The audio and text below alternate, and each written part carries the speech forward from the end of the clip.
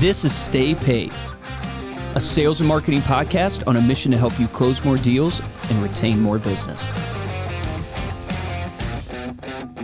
Welcome to another Silver Dollar episode of Stay Paid. My name is Joshua Stike. And I'm Luke Akery. And if you're listening to this and you lead a team, you know how important effective communication is. And most of that communication is going to come in the form of meetings. You've got daily stand-ups, all hands, all floor meetings, quarterly meetings, sales meetings, and the list goes on. But one of the most overlooked and hands down the most important meeting you can have with your direct reports is a one-on-one. A one-on-one meeting with a team member is one of the few uninterrupted blocks of time that you can have with an employee that is focused on them and will not only build your relationships, but will help everyone work more effectively. So today, we're going to go through 9 tips to help you have more motivating and meaningful one-on-ones. Yes. I would say, one of the things about one-on-ones is it really is your time to develop what I would call is your trust with that person. And trust is the formation of every great relationship. You have to have that trust, whether it's in sports, it's in your marriage, it's in your employee work relationship. It's just that trust. Yeah. And this goes for anyone. So if you're listening to this, you're like, well, I don't have a full team. Maybe you have people that you work with. Maybe you have administrative assistants on your team or admin people. Maybe you work with contractors, right? Maybe on a consistent basis. So you can apply the same idea to those types of meetings where that consistent communication of I can't say that word, uninterrupted there you go. Time has to come in. So we actually took these 9 tips from an article on Cornerstone On Demand. There's tons of articles out there about how to have an effective one-on-one. So we're just going to riff through these. They're a performance management company. The first one and most important one is you got to get your one-on-one on the calendar. Yeah, I would take it to the point of really your one-on-one. When you don't show up for it, you reschedule it. It becomes one of those things that's not taken super serious. Yes. The point I think of getting it on the calendar is that you have to solidify in your mind and the mind of your employees that this is important. Yes. This is a critical meeting. It's not one that I'm going to miss. It's not one that I'm going to be late for. If we reschedule it, we're going to reschedule it within 48 hours. Yeah. It's got to have an importance to it. That's really how I take this point. Yeah. Also, I always recommend weekly one-on-ones, but make sure it's consistent. You can do bi-weekly, but either way, you want to make sure that it's consistent. And if the whole point of getting it on the calendar is, number one, that's what makes it important. That what makes it an official event.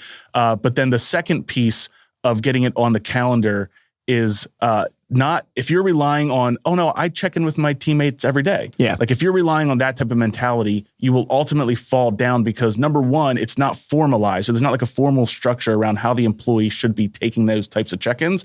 And then number two, it's so easy to miss that because the day obviously got busy. So number 2 is going to be, you want to go in with a plan. You want to have an agenda for your one-on-one, but keep in mind, you also want to be flexible. Yes.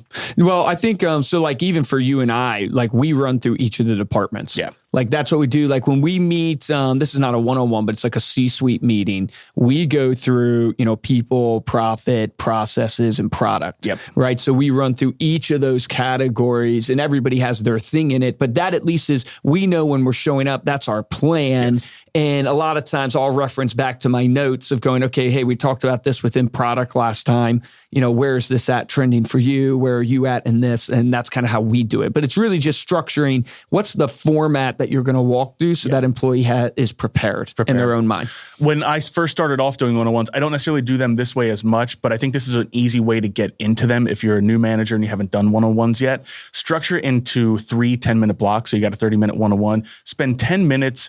The first 10 minutes will be about the employee, right? Letting them give you their updates. The second 10 minutes might be you informing them about stuff. And then the last 10 minutes, focus that on the employee's future. Now, it won't always be a perfect 10-10-10, but that's a good structure to start with because, again, it gives the employee knows what they should be prepared for. They've got 10 minutes in the beginning where they're going to need to be able to give their updates, and then you can go from there. The third point that we'll say is to focus on them. Let them do most of the talking, yes. I would say, in the one-on-one. And most importantly, be present. Don't be checking emails. Don't be checking text message. Don't be getting distracted. Be very present and engaging with the employee as they're giving you their updates. One of my friends, Tony, what he shares with his one-on-ones, he always asks the employer, the person, you say, hey, how's it going? What's going on in your life? Yes. Yeah. So he actually talks to them about what's happening in their life. I think that's super important because everything that happens in your life affects your work.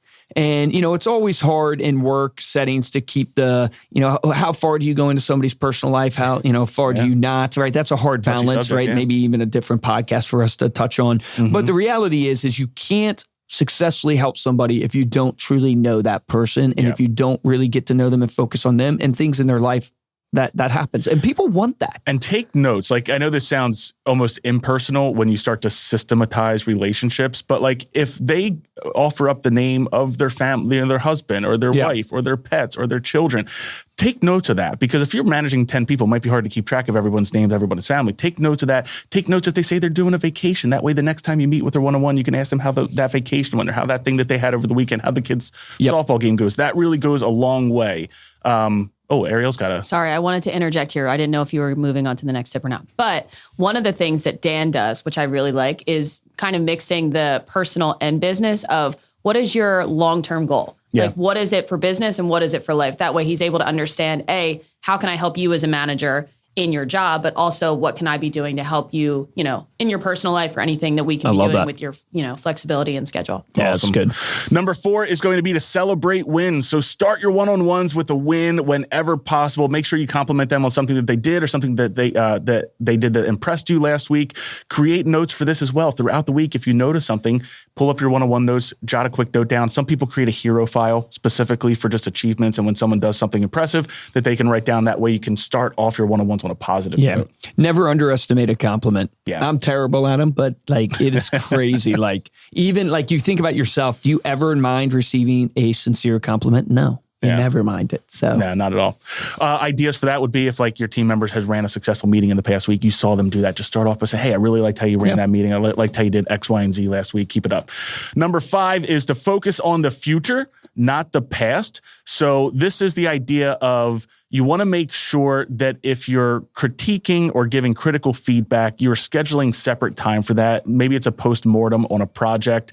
Also, critical feedback should be immediate. Right after the behavior was taken. It shouldn't be like saved up and stewed on great point. Until your next one-on-one, where by the time you get to it, you're like, it comes out of the blue. And here's everything I thought about that. And your employee's like, whoa, okay, you could have told me, 2 weeks ago. But make sure that you're kind of handling it that way. And then this goes to what you were saying, Ariel, is this idea of talking about their career aspirations. Yes. Like learning where they want to go. How can you help them get there? Yeah, because the future motivates. Yeah. The past, a lot of times you can learn from, right? Yeah. But the future motivates. So you want to get into that motivation mindset, which is like, how do I help you achieve? Absolutely. Yep. Number 6 is to specify desired results. So this really comes down almost to like the recap of the one-on-one whenever you're wrapping up. What are the action items? What are the deadlines for the things that you're expecting them to accomplish? Use sort of the SMART goals framework to make sure that they're measurable, they're actionable, and that they're time-based. Yeah. I would tell you every pain point you probably have with your team member comes out of lack of clarity. Like really, we make things so complicated because they're not clear. Yeah, why didn't they do that? Well, because you didn't. You didn't set expectations, right? You expect people to, I'm guilty of this so often. You expect people to read your mind, or even worse, you expect people to think the way you think, right? And to act the way you act. And that's just not how people are, right? So you have to really set clear expectations of what you expect from the person, and then get them to buy into that, where you literally can ask them the question, hey, do I have your commitment to do this? Do I have your buy-in to do this? Can I depend on you to do this? And they'll say yes. And now you have an easy way to hold them accountable if it doesn't go through. Absolutely. Number 7 is going to be to ask good questions. So your best employees are going to appreciate appropriate and challenging questions, especially when you ask them their opinions on things, how they would handle an issue. Work towards letting them solve the problem themselves by asking good questions versus being given a problem and saying, okay, well, here's how you can fix it. Yes. Help them figure out how to fix it for themselves. One of the methodologies I always use when questioning, I believe it's called the 5 why method, where it's you literally just ask why, ask why, ask why.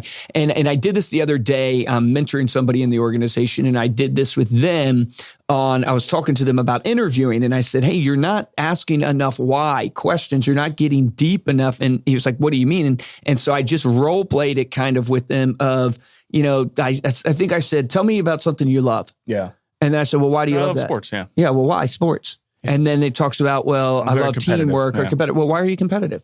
And you keep going down, and you get to what I call is the root, right? And you're looking for the root of something. You're looking for, where is this like, wow, this is the actual root of where this sprung Renee from. Rodriguez did this to us on the podcast. Exactly. I just kind of talking about it. Made me think of him. It's like, oh yeah, he was doing the whys to us. Yeah, it's really digging down to find out and to help people problem solve. When you ask them the why, you hear what their thought process is. So, hey, why is this happening in the business? Oh, it's happening because of this. Well, why is that? Why do you believe that? And you just keep going down the whys, and you're not giving them the answer, but then they almost come to thought processes that they didn't have before. And it can be uncomfortable. It is very Whenever you're doing that, it can be uncomfortable to be the person trying to get to the solution, because you almost want to let them off the hook and be like, "I'm sorry, let's just move on," and it is what it is. But you got to do that in order to really fix those root problems. Number 8, maybe one of the most important ones, especially I found in our teams, is to make sure you're sharing information with your employees. So when we did like our employee engagement survey, I think the top 3 most negative reviews or feedback on our topics were employees feeling like they were in the know. Yes. Employees feel like they knew what was going on. Employees feeling like their managers knew what was going on. And a lot of that was because information wasn't being shared. Yeah, it wasn't going down. Now, whether that lines. was because you're not focusing and paying attention and making sure, proactively making sure that you're sharing that information, maybe you forgot, maybe you weren't aware yourself, but that was the number one pain point we saw in our organization. So you want to make sure that you employees feel like they're in their know, especially think about it this way. If there's a decision coming down in the organization that will change your employees day to day, don't just assume, oh, well, it'll be fine. Like, we can roll this out. We thought about it. Make sure that they understand that this thing is coming, because you'll get good insight from them and they won't be surprised when it happens. I mean, I literally, you were probably overhearing my convo in my office this morning of going, because it still shows that we have to grow in it as a company. With the sales team, we've made a bunch of changes in the way they manage their queue system, which is really their leads, how they manage their pipeline. And I told them, I said, guys, we have to make sure first, before we roll out the change, you train the sales manager, get their buy-in, then train the team leads, then train the callers and tell them in advance, this is when this change will come into effect. Right. And then prep them every single day. Hey, just a remembering that on X date, this is going to go into effect, because people at least feel like they're part of the process. Yeah. And even if the trainings don't stick with them, I hate to say that, but they feel like they were included, and that inclusion, it makes acceptance so much more, versus where people get change and they hate change. And this is why people hate change, because it comes out of the blue. And sometimes that means a longer process. And that's the pain point. All the time means almost always means a long process. But that's why we skip it. Yep. That's why we try and move fast. And it will hurt you in the long run if you don't take the time to play that process out. And then the 9th and final one, I think this one's really important too, is ask your team members how you can help. So you want to wrap up your kind of conversation, especially as you're going over the action items and everything, and end with the simple question of, hey, what resources do you need from me? What can I do for you to help you do these, to accomplish what you need to get done? You can easily frame the questions like, hey, what's your biggest frustration right now? Yeah. What's your biggest frustration that's happening to you that is preventing you from being the best you can be here at Reminder Media or whatever? Yeah. And see what they say. Yeah, that'll be really insightful as well. All right, there you go. There are 9 tips for helping you run effective one-on-ones in your organization. Thank you so much for listening. You can head on over to staypaidpodcast.com. There you will get the show notes for this episode. You will also get the lovely video of our faces. Or the video of our lovely faces. Yeah, the video of our lovely faces. If you enjoyed this episode and looking for ways to support... Was that your dad joke, the video of our lovely faces? No, I'm just kidding. And if you did enjoy this episode and look for ways to support the show, there's only 2 ways we ask you, and no money is required. There is no exchange Unless of funds or credits here. Yeah, you can donate. Yeah. But donate by becoming a Reminder Media client. Yeah, exactly. That's the best way. But the free ways are to head on over to Apple Podcasts, drop us a 5-star review, and leave us a comment. We will read it here on the show. And the best way to show your support is to tell a friend. Speaking of one-on-ones and conversations with employees, I was on a one-on-one the other day, and one of my team members, they asked me a challenging question. They asked me to name 2 structures that hold water. Right? No. 2 structures that hold water. I was like, well, damn. That